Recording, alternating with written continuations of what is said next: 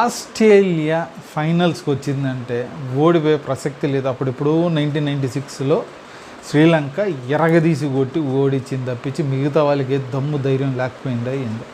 Under-19 కూడా India బ్రహ్మాండంగా ఆడే సచిన్ దాస్ మన కెప్టెన్ ఉదయ్ బ్రహ్మాండంగా ఆడి సెమీస్లో ఫైనల్స్కి తెచ్చారు. కానీ ఆస్ట్రేలియా ముందు 253 పెద్ద స్కోర్ కూడా కాదు. కానీ మన వాళ్ళు అవుట్ అయిపోయి ఈ సెమీస్లో ఎవరైతే ఆడారో వాళ్ళు సింగిల్ డిజిట్లో అవుట్ అయిపోయినందువల్ల మనకి బాగా దెబ్బ పడింది. మనం మళ్ళీ అండర్-19 కూడా ఓడిపోయాం. ఇప్పుడు ఆల్మోస్ట్ ప్రతి ఒక్క కప్పు ప్రజెంట్ ఆస్ట్రేలియా దగ్గరే ఉంది.